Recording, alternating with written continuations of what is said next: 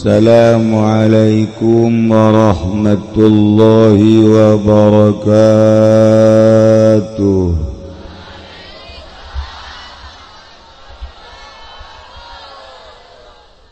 Alhamdulillah, wassalatu wassalamu ala rasulillah wa ala alihi wa sahbihi wa mawalah, amma ba'du. Wa qala Allah ta'ala fil Qur'anil Karim wa huwa asdaqul qailin. A'udzu billahi minasy syaithanir rajim. Wa dzakir fa inna dzikra tanfa'ul mu'minin.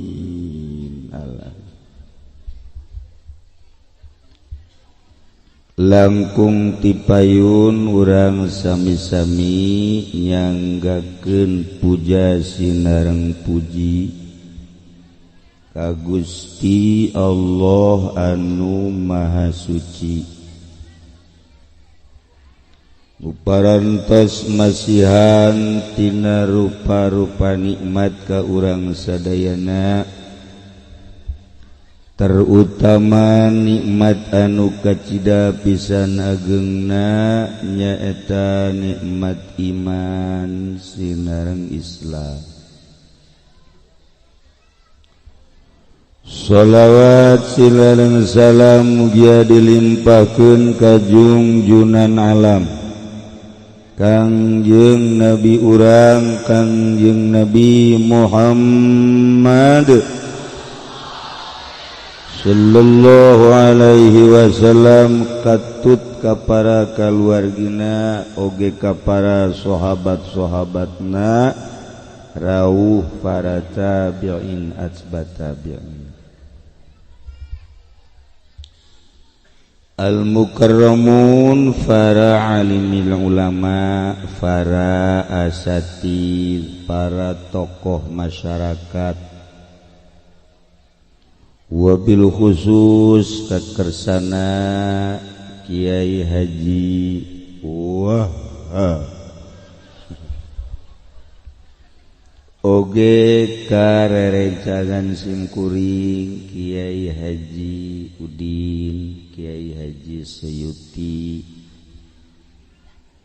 kiai-kiai anu sanesna anu alhamdulillah aya Kiai Mukhtar guru urang sadayana,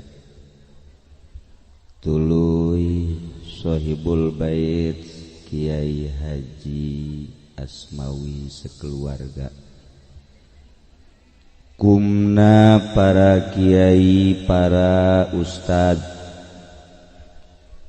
anu hadir di haflah anu sami-sami kusim kuring dimulyakeun, nu mudah-mudahan para santri kiai ustad dipaparinan kakiatan ku Gusti Allah Subhanahu wa taala,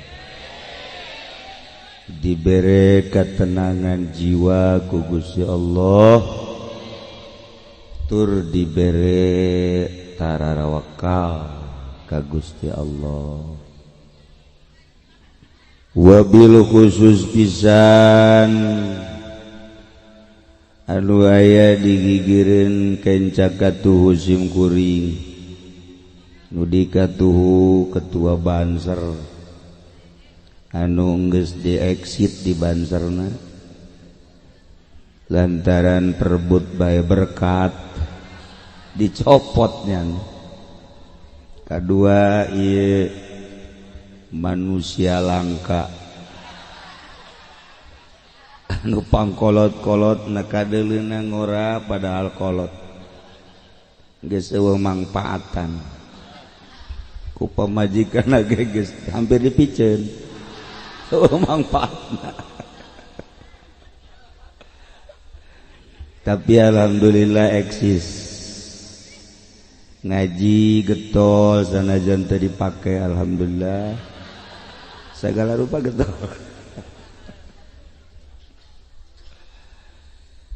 kalayan inayah ti Gusti Allah alhamdulillah dina wengi ieu di penghujung bulan Sya'ban menghadapi bulan suci Ramadan urang dikeresakeun ku Gusti Allah kempal di tempat tepatna di Jingjing Jengjing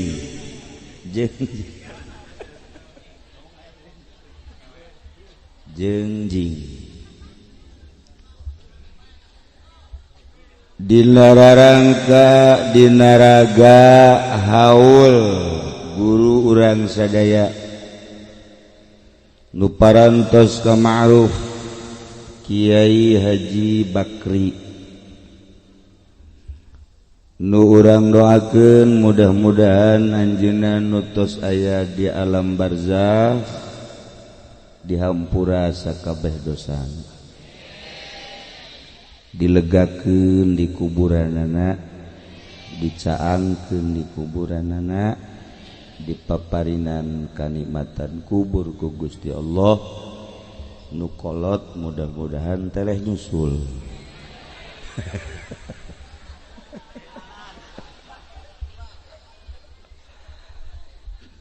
nyusul ke mana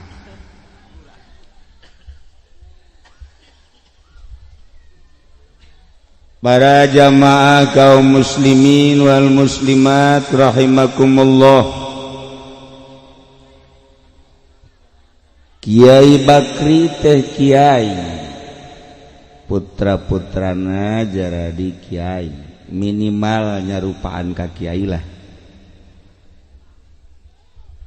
ieu di dieu kiai malulu penerus perjuangan para wali Allah penerus perjuangan para nabi mentak kiai mah diucapkan ku Kangjeng Nabi teh warasatul anbiya ahli waris para nabi nabi mah maot teh henteu ngawariskeun pabrik egel sepotek henteu cingluh henteu pabrik naon deui teh tega wariskeun sawah tega wariskeun toko tega wariskeun hutan tega wariskeun laut tapi Kangjeng Nabi mangawariskeun ilmu setiap kiai ahli waris Kangjeng Nabi sebab aya ilmuwan ieu calon-calon ahli waris ahli waris wah ya aku amin bae bah ahli waris jurig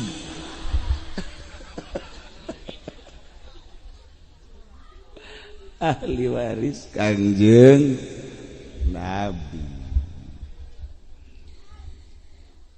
Kangjeng Nabi teh satu acan dakwah besar-besaran dibere daek heula kholwah Kangjeng Nabi naik ka Jabal Nur Masya Allah karim di Jabal Nur Kangjeng Nabi teh sorangan lamun geus pernah naik ka Jabal Nur aya guha ngan saukur mahisa awakeun lempeng ka Baitullah didinyalah Kangjeng kholwah tadarru ka Gusti Allah ngalengitkeun pikiran-pikiran dunia pepegatan heula jeung makhluk pamajikan ge ditinggalkeun ngamantepkeun batin ka Gusti Allah di guha sorangan bae Masya Allah diulang deui ku Kangjeng terjalilah di bulan suci Ramadan. Kangjeng naik ke gunung yakni Jabal Nur. Kholwah Kangjeng di dinya tanggal 1, tanggal 2, tanggal 3, tanggal 4 dan selanjutnya. Kangjeng di bulan eta teh puasa bukana dengan sakadar sasiripit, 2 siripit, 3 siripit cai. Korma sabelah atawa hiji. Ke sahur kitu deui. Siripit, 2 siripit, 3 siripit, korma hiji. Kitulah Kangjeng teh salila bulan Ramadan. Numantak bulan Ramadan teh bulan tapa. Lamun urang nurutan Kangjeng Nabi atuh tapa. Bukana wayahna urang jengjing. Jengjing ke bukana ta sasiripit. Siripit tende. Ke semenit siripit deui, siripit tende. Ke setengah menit siripit deui, siripit. Barang diinget-inget samuk gede. Lain tapa. Jadi puasa teh tapa sebenarnya mah. Lamun para wali Allah bisa hiber, wali sanga bisa hiber, geus puguh Tuan Syekh Abdul Qadir. Ulah jauh-jauh ka wali sanga diurang. Syekh Mansuruddin bisa hiber. Kiai Khalil Bangkalan bisa hiber. Loba kiai-kiai nu bali hiber. Ieu teh tapa. Kangjeng di luhur gunung siripit tapa. Kangjeng ke kapanggih deui sahur tapa. Datanglah ke tanggal 24 Ramadan, turunlah Al-Qur'anul Karim sakaligus ku Gusti Allah ka langit dunia. Wakila tanggal 27 Ramadan. Hasil tapa Kangjeng Nabi teh kira-kira boga wahyu.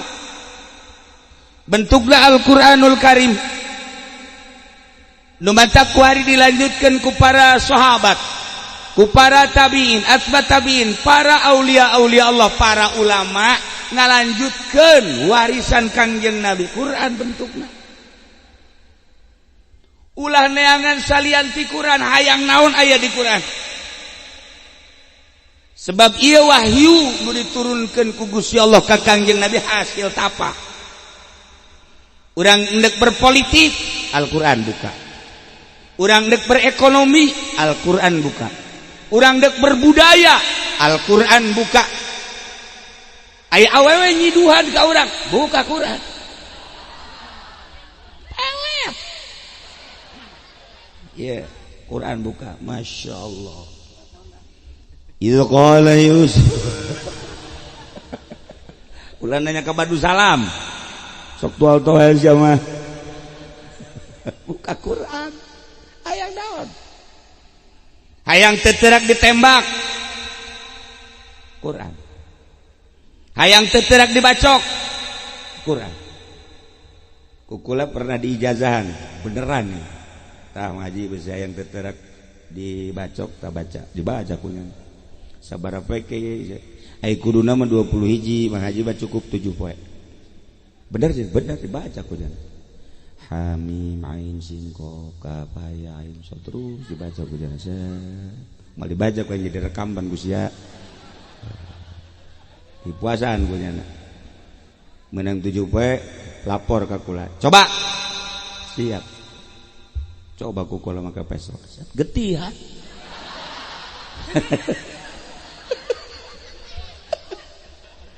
Lain salah guru lain.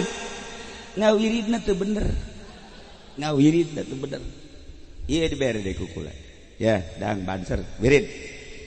Wirid kujan. 20 hiji poe. Masya Allah. Begitu ketojok make jarum. Asup jarum. Teu bareres.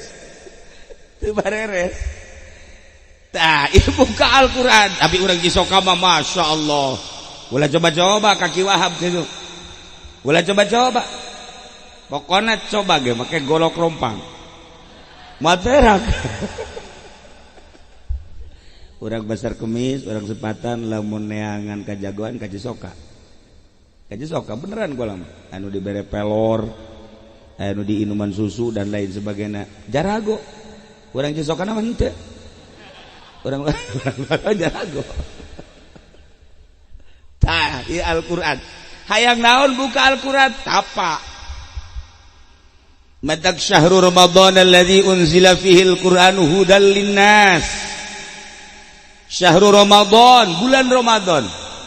Alladzi unzila fihi al-Qur'an, nu diturunkeun di bulan Ramadan Al-Qur'an. Sebagai petunjuk jang manusia. Deuk hayang naon bae buka Al-Qur'an. Deuk hayang naon bae buka coba ge Al-Qur'an. Nu matak pangjore-jorena umat Islam teu bisa maca Quran. Geus teh mah pamustungan teman. Pamustungan lamun umat Islam teu bisa maca Quran. Waduh cenah kiai kumaha kula mah geus kolot. Belajar. Asana poekeun cenah ieu nih. Lamun teu bisa ngadeukeutan. Ngadeukeutan nu bisa maca Quran. Asal deukeut bae, asal nyana maca nyana deukeut ke mere duit. Asal aya nu maca Quran nyana ngadeuketan ke mere duit. Eta ganjaranna gede. Nu macana bungaheun nyana menang ganjaran. Asal kenceng nu tadina setengah juz ge macana jadi sajuz. Jadi kuari mah lain karena Allah karena duit. Karena duit. Tah ngadeuketan. Lamun di kitab dicaritakeun hiji jelema hayang deket jeung Allah ku hese jasa, hese hayang deket jeung Allah. Ku baca Quran teu ngadeukeutan ka Gusti Allah kan deket ba perasaan. Ku maca sholawat can rasa deket bae ka Gusti Allah kan perasaan deket mah. Sebab kanyahoan kan jelema mah loyog-loyogna. Ulah make ilmu kasyaf, make ilmu mantek teh heula kajahoan ngaranna ilmu pasti sebab 2 kali 2 4. Ulu insan hayawan. Gambaran naon bae nu aya di benak hati ngadorong kana ngalaksanakeun jeung ngadorong kana datang. Coba ge. Gambaran di jero hate teh toko, isukna urang langsung ka toko. Gambaran di jero hate teh motor, isukna dideleukeun we motor nu mana nu aya. Gambaran di jero hate sarwiti, isuk ka sarwiti. Gambaran. Gambaran jelema hayang ka sorga pasti ngaji. Gambaran jelema hayang ka sorga pasti ibadah. Ieu nu mantak cara ricing di dieu ieu emang kumaha kitu. Gambaran di jero hatena. Naon? Aya gambaran di jero hate sok gerage. Gambaran sesuatu nu aya di benak hati eta teh ngadorong kana hayang ngalaksanakeun. Coba ge. Nu mantak daraek Mas Antren aya gambaran di jero hate hayang bisa ngaji dimulai ngaji amil nasrib himah tambah deui lantaran can pati bisa ye naik jurumiyah terus sorop ngelal datang ka ngelel gambaran di jero hate teh hayang bisa ngaji alfiah neangan guruna terus gambaran-gambaran ieulah anu ngadorong kana datang. Tah dumadak lamun hayang deket jeung Allah kumaha ibadah tapi tidak deket bae. Contoh cek Gusti Allah, hei Musa ngadoa maneh ka kaula make sungut anu bersih niscaya ku kaula bakal diijabah. Kangjeng Nabi Musa ngadoa bae ka Gusti Allah teu diijabah-ijabah. Sakali, 2 kali, sapoe, 2 poe sampai ka saminggu. cek Kangjeng Nabi Musa, Gusti ieu abdi ngadoa ka Gusti tapi pancan diijabah keneh bae, apakah aya kakurangan? Make lisan anu bersih.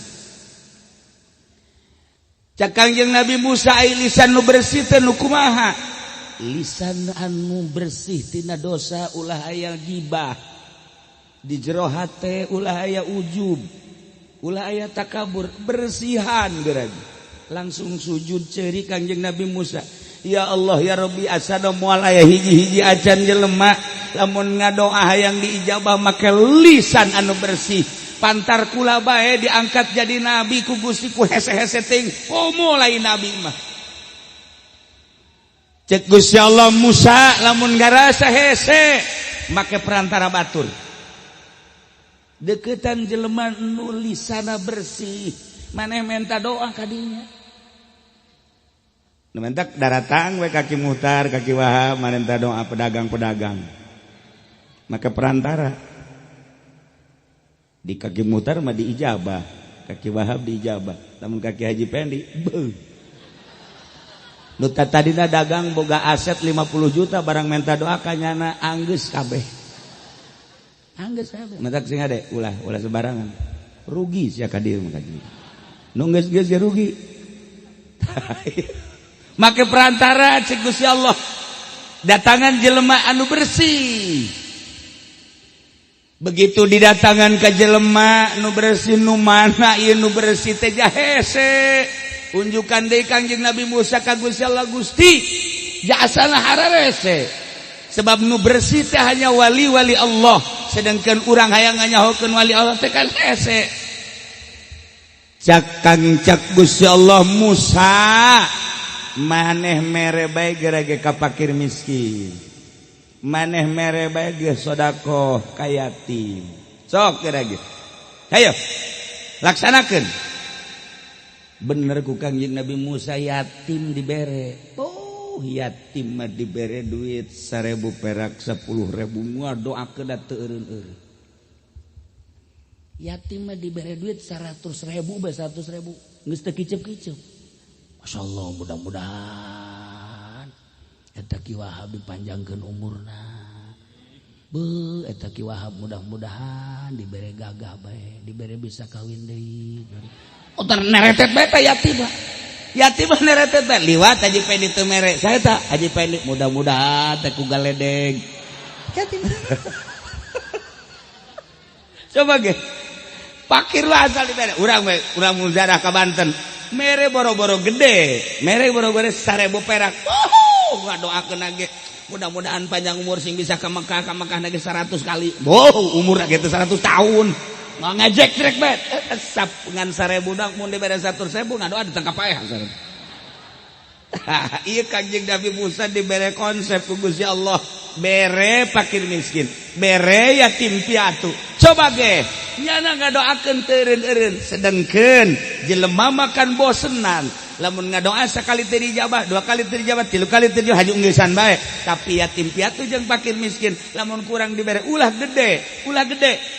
Leutik bae ngadoakeunna terus bae.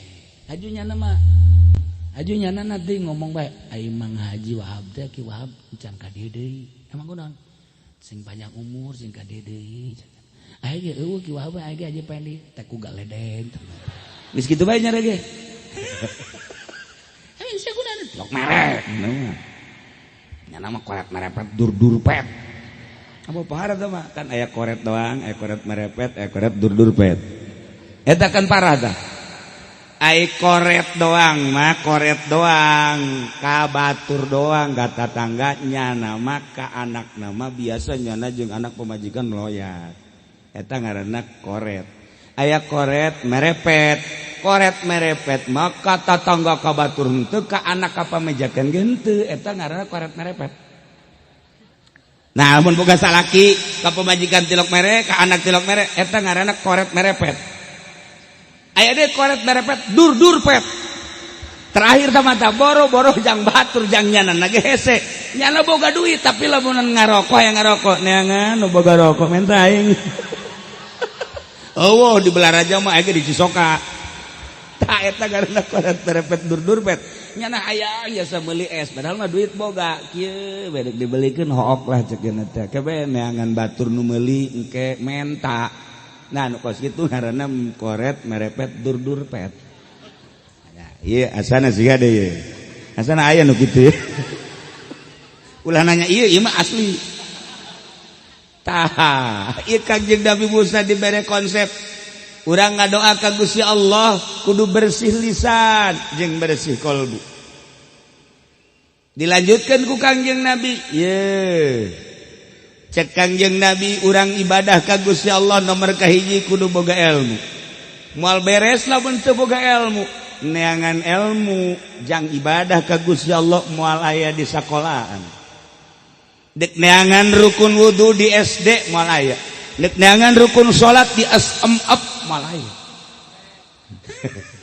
dek neangan ilmu maca kitab di sakola moal aya kajen buku mah aya naga di pondok pesantren jang ibadah ka Gusti Allah di pondok pesantren sageusna boga ilmu ngalaksanakeunana kan kudu bersih lisan bersih kolbu Jacak Kangjeng Nabi aya jelema salat sageusna salat rapih jasa ti mimiti wuduna datang ka salat rapih tetapi di jero kolbuna lain menghadap ka Allah hayang kaalem ku kabogohna salat naon jelema salat rapih jasa salatna mun loba jelema angel salatna tapi lamun jelema mah cepet jasa contohna sia ye mun salatna nya mah kos kitu lamun aya jelema duha ge 24 rakaat Masya Allah tahajud ge beurang peuting asal loba jelema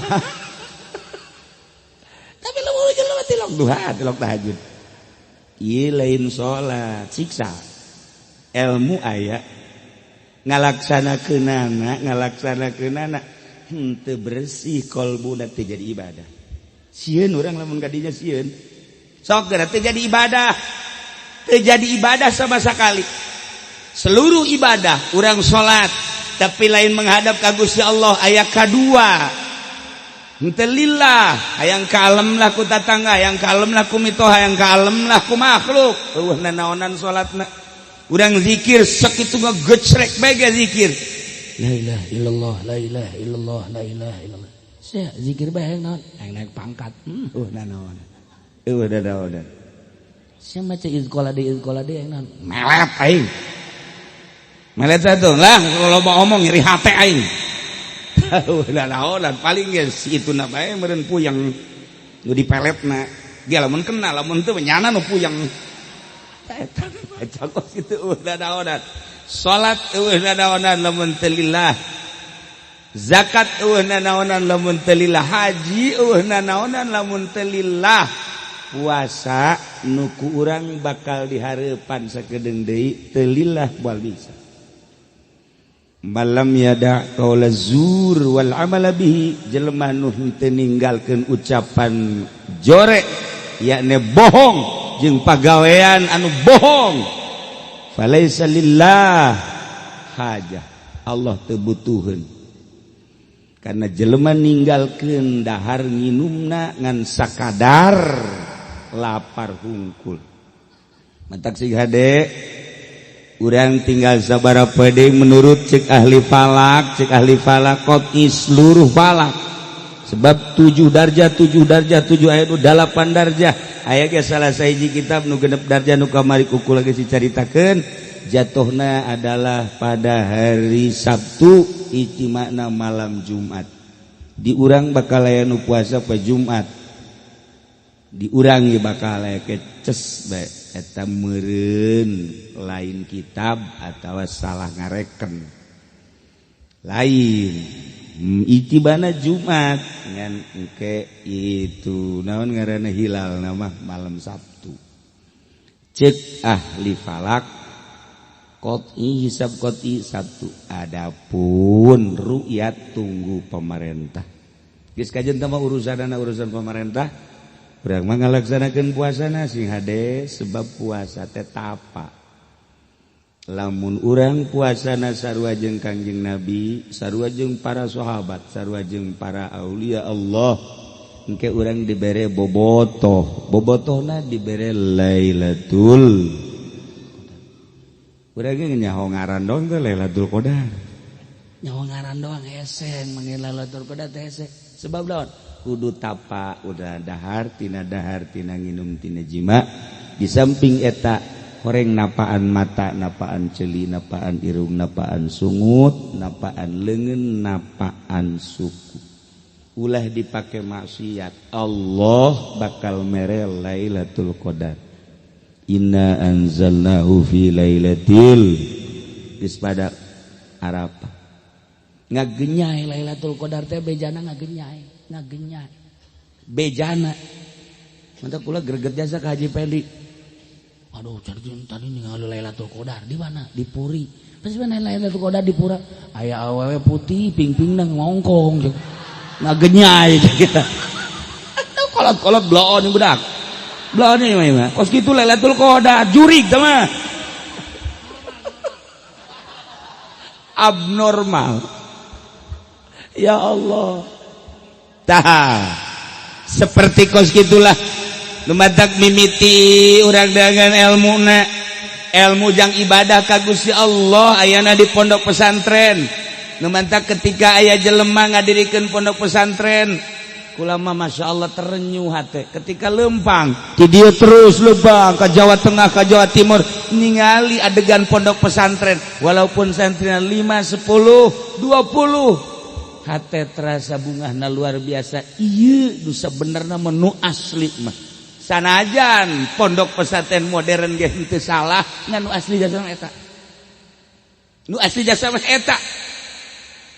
Kadeleuna mah kiai teh garala, kadeleuna mah kiai. Kiai teh lamun kapanggih jeung jelema manggihan jelema nu keur main gaplek galak kiai. Goblok teh budak gaplek malulu. Hai, menang teh sia. Menang sit aing. Tah lain kiai tah mah tah sia eta. Ge lain kitu atuh kiai mah. Mun bener teh teurak ditembak teh teurak ku golok kakarak datangan teh jelema nu main gaplek sepak habek. Galak kiai mah minimal ngomong. Kapanggih jeung tukang ngadu kotok ngareka. Kapanggih jeung nu minum. Jeung nu minuman. Galak kiai mah. Anu minuman galak, nu mabok galak, anu zinah galak, anu judi galak kiai mah.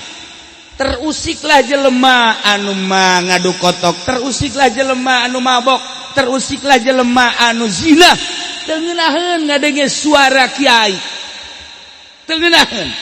Padahal hakikat nama eta kiai teh lain sakadar nyarekan sanyarekan-nyarekana. Asli nama heuh sia teh ieu endeu ka neraka.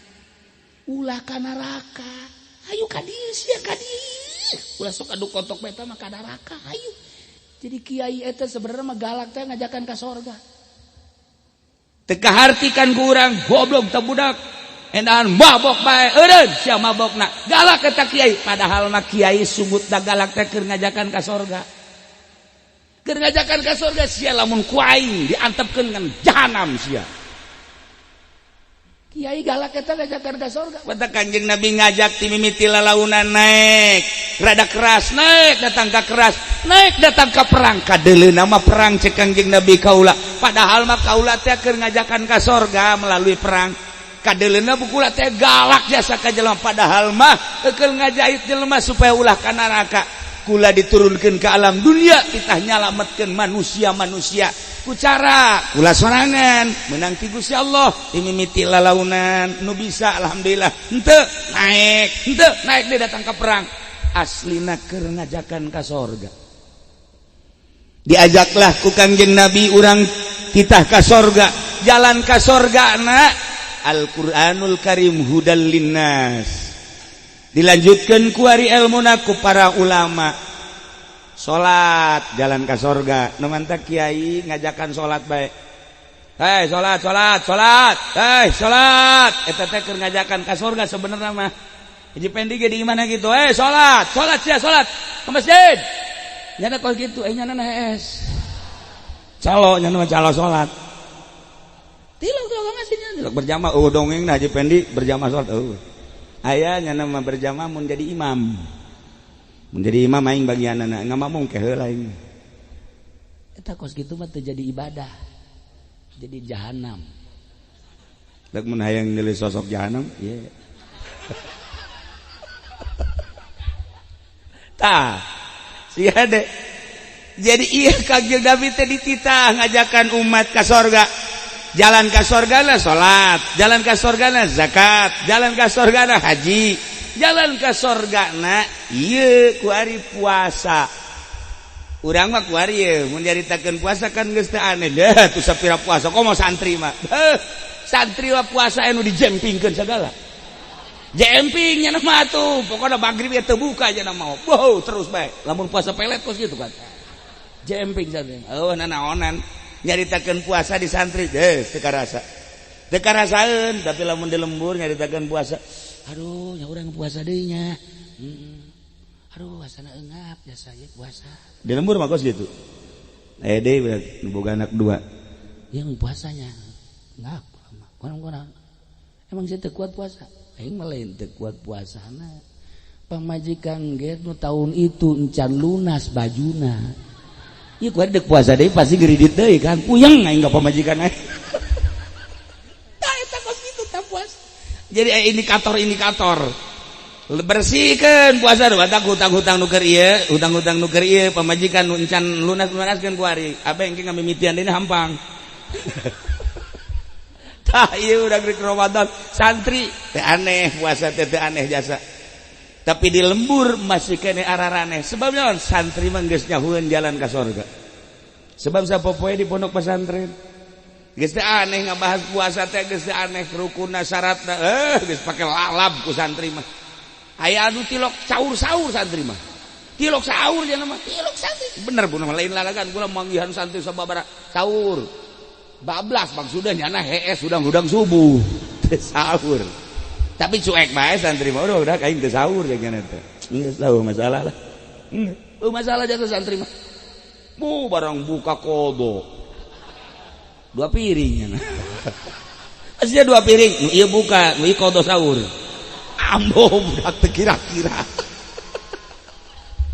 tah ieu puasa teh tapa jalan ka sorga lumantak aya puasa urang mah umum ngaranna ngan sakadar teu dahar teu nginum teu jima tapi ai ceuli mah ngadenge musik terus bae mata mah neulekeun barang haram terus bae ngomong kadang-kadang ngocoblak bae terus bae na ieu mah puasa nu kos kieu hampir dikhawatirkeun ja puasa asli nama apa la taj'alan ramadhana syahra fukahatin ulah dianggap ulah dijadikeun Ramadan teh bulan ngeuneunahan hatta tuqaddu bil jamili fununu sehingga diaya-ayakeun kahirupan kadaharan jeung inuman nu jamil nu ngeunah nah ieu puasa nu kos kieu hampir teu ditarima hampir masyaallah mangkana urang kitu kabehan nah turutan gua para wali Allah komo ka Kangjeng Nabi mah geus urang nginumna ge geus ala kadar bae ke daharna ge ala kadar bae komo mun aya korma mah korma hiji cukup aju ka masjid mantep tuh kege aya ge di Cisoka ge masih ka masjid heula mun nurutan Kangjeng Nabi kunaon sasiripit 2 siripit korma hiji korma eueuh ge jambu jamu hiji isukna kitu deui sih mah hebat amat lain hebat aing teu gableg naon goblok gan hebat tapi hebat gitu lamun jelema teu boga naon daharna kos kitu barang daharna bukana hebat mah hebat ngan kurang hebat ngan kurang pati hebat nu hebat mah kolak aya kopi aya susu aya es aya rujak aya tapi nyana tetep bae nginum nangan seukur cai putih 3 legut ieu ditinggalkeun nya salat magrib mantep salat dihajar atuh keneh tah mah sarua bae tah mah tah ieu ulah sebab tapa nah ieu keur carita ahli-ahli Allah di bulan Ramadan teh tapa geus urang lamun nyaritakeun kiai anu marareunang Lailatul Qadar teu kudu dicaritakeun komo Buya Cidahu almarhum guru urang ge dici naon kitu ngaranna Abah Ucu aya bisik-bisikna Abah Kula masyaallah kemudian atuh kiai-kiai nu sejen bisa tapana bulan puasa tekanyahoan bulan puasa teh tapa coba ge orai bae orai koros bahkan tilok tapanya nama asal aya bancet leg aya kupu-kupu kerbek si betak Masya Allah betung na gendut mantak nu gendut koros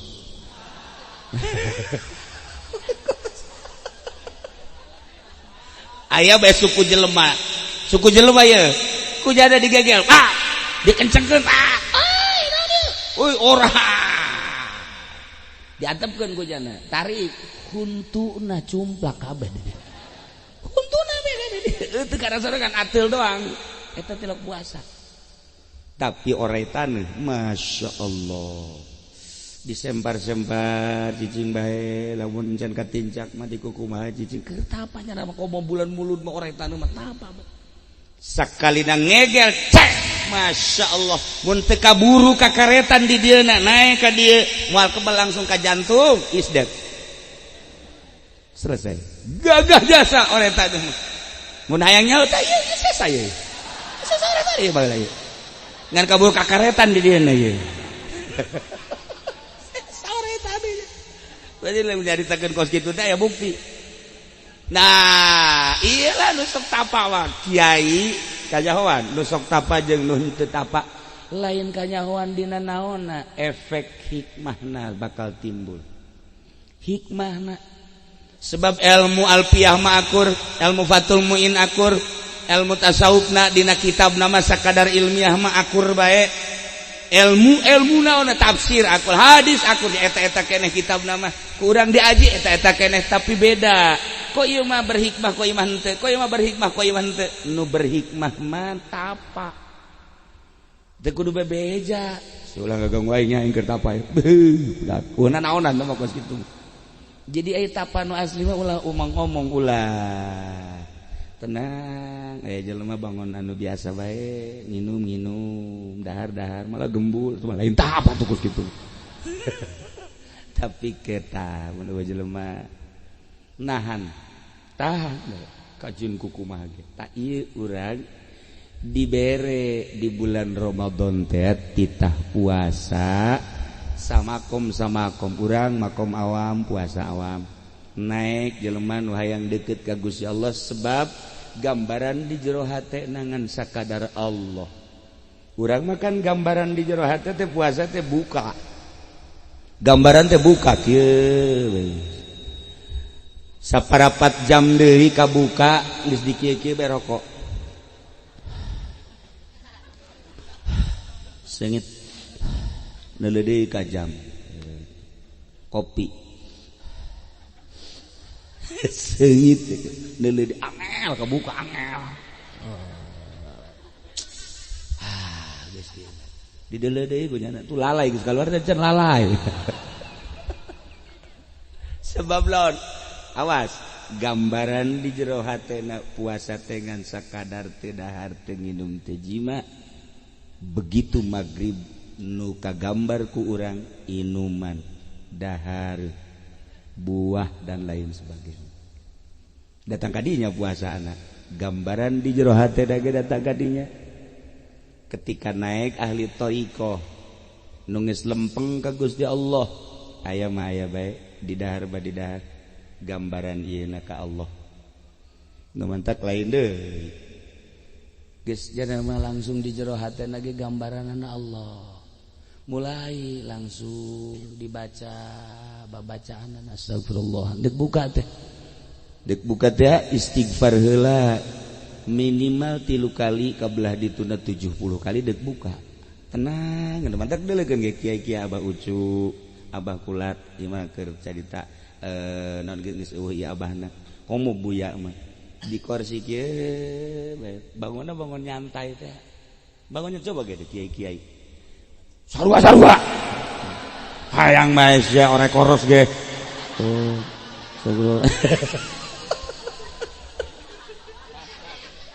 bangun nyantai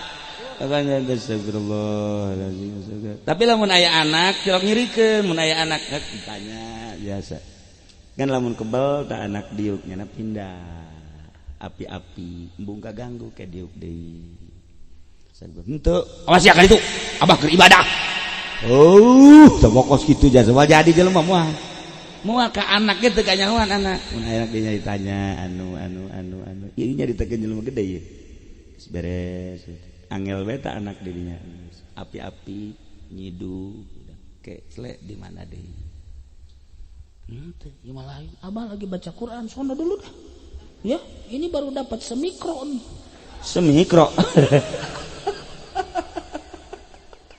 sok jasanya nama asal ditelepon we ditelepon wa ma li la a'budu alladhi fatarani wa ilayhi turja'un attakhidhu min dunihi alihatan yad'un urang geus kring-kring attakhidhu wa ma li la a'budu alladhi fatarani wa ma li alladhi bener tante si budak orenganan bohong hayang ka alam doang asal ditelepon jam sabaraha bae wa ma li la a'budu alladhi kakarak diangkat halo atuh mun ge meureun maca Quran henteu eta deui ieu basal jam sabaraha bae beurang bae maji halo wa ma li la a'budu alladhi fatarani wa ilayhi jelema blon jas ini hayang ka alam ayo jelema gede ye dikajawa orenganan keur ka Allah hate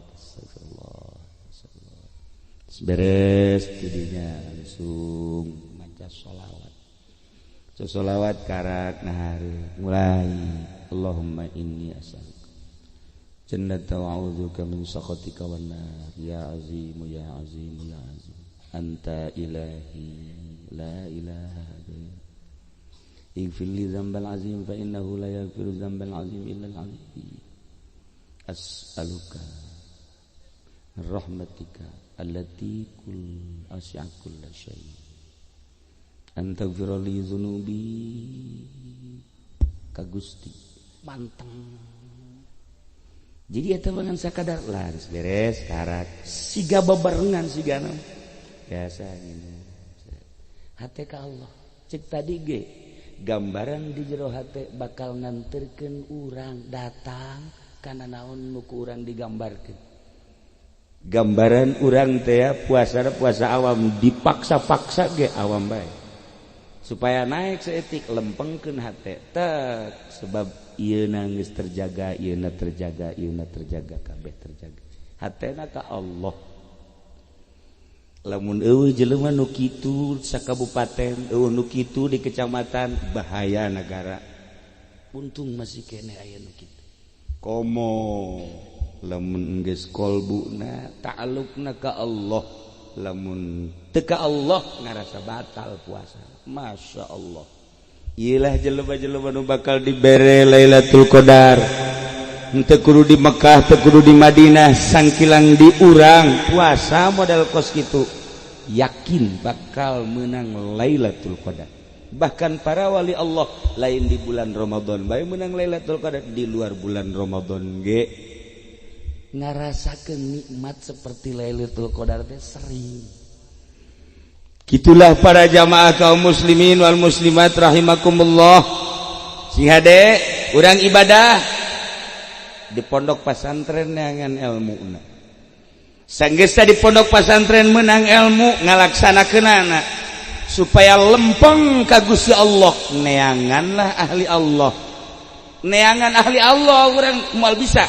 Urang moal bisa maca alfiah lamun henteu babarengan jeung ahli alfiah. Urang moal bisa maca Fathul Muin lamun teu babarengan jeung ahli Fathul Muin. Urang moal bisa maca Bukhari lamun henteu babarengan jeung ahli Bukhari. Urang moal bisa ibadah ka Gusti Allah lamun teu ngabarengan ahli Allah. Mun bisa. Urang hayang deukeut jeung Allah hese. Sakumaha ceuk Kangjeng Nabi Musa. Padahal atuh babari sabenerna hayang deukeut jeung Allah mah. Ente deket bae jeung Habib Lutfi. Deket jeung Habib Lutfi.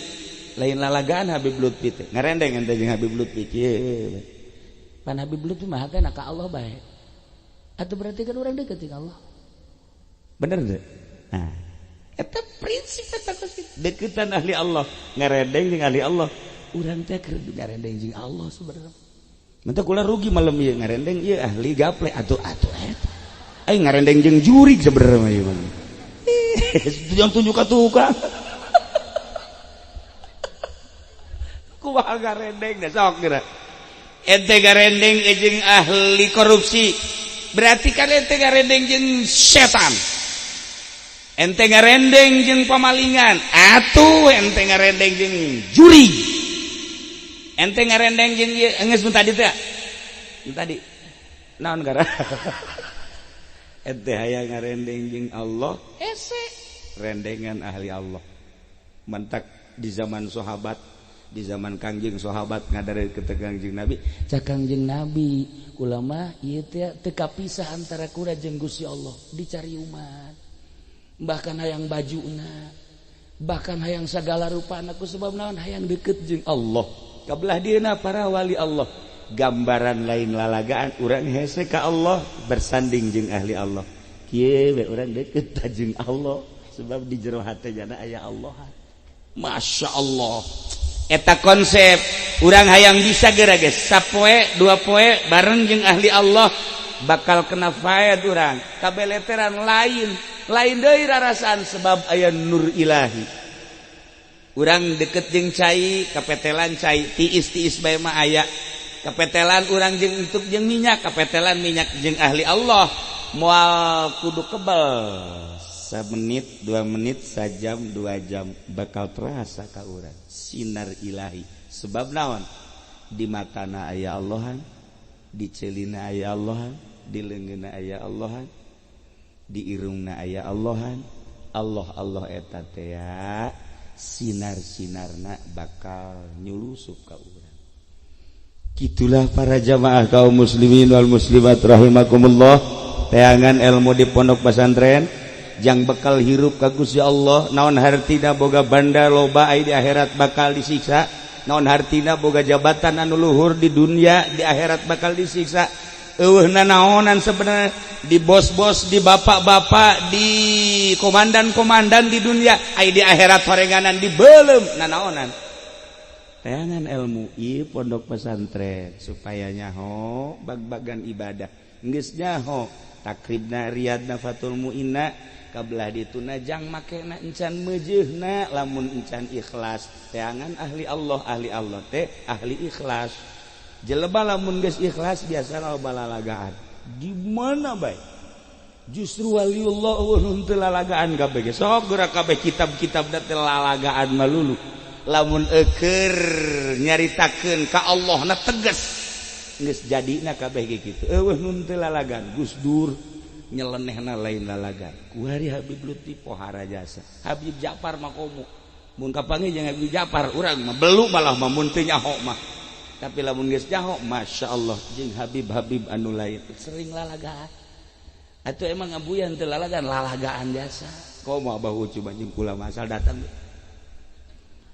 kula eta kadeuleung ngejebina bae eta lalagaan kan ngaranna terus sebab dah zahirna geus teu dianggap batinna ka Gusti Allah sebab naon zahir mah dibagus-bagus ge urang salat rapih tapi batinna teu ka Allah teu jadi salat tetapi jelema salat puluya-puluya misalna tapi batinna ka Allah jadi gitulah coba teh agan ahli Allah deketan supaya orang bisa ikhlas lamun geus bisa ikhlas bakal nikmat maca Quran bakal nikmat lain makhraj jeung suara tapi aya energi anu hese dicaritakeunana ketika urang geus bisa ikhlas salat hayang deui lain hayang kalem ku sasa hayang kalem ku Allah bari henteu aya capek aya energi anu urang sorangan ngalaksanakeunana bertanya-tanya kok bisa kuat sih kitu keneh urang puasa lamun geus bisa ikhlas bakal aya energi nikmat ngeunah luar biasa sakitulah ahli-ahli Allah nu mantak dingaranan Habibullah kakasih Allah sebab pikiranana geus ka Allah bae.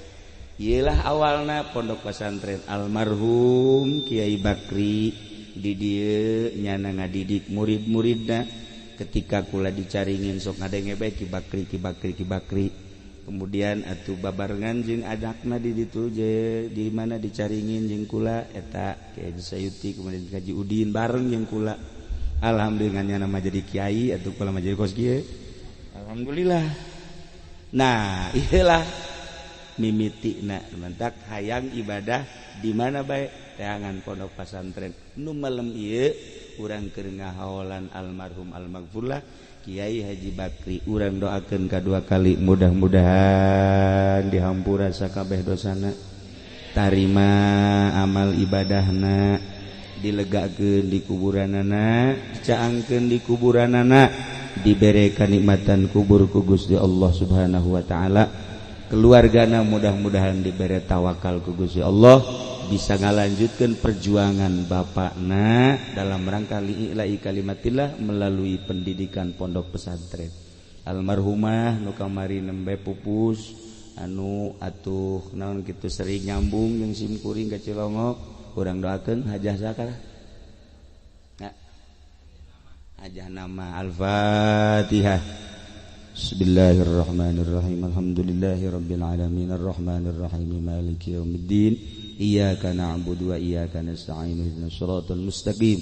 Shiratal ladzina an'amta 'alaihim ghairil maghdubi 'alaihim waladdallin.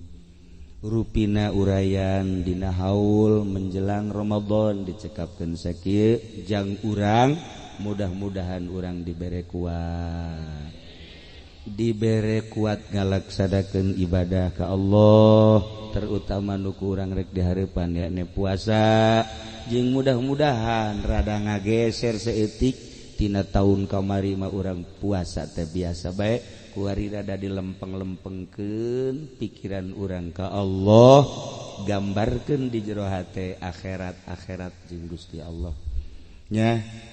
Akhirna mudah-mudahan orang kabehan dihijikeun jeung guru-guru urang jeung para wali-wali Allah utama nama jeung Kangjeng Nabi urang Kangjeng Nabi Muhammad sallallahu alaihi wasallam sakitu bae. Allahumma shalli wa sallim ala sayyidina Muhammadin fil awwalin wal akhirin wa barik wa sallim wa radhiyallahu ta'ala an sadatina ashabi sayyidina Rasulillah ajma'in.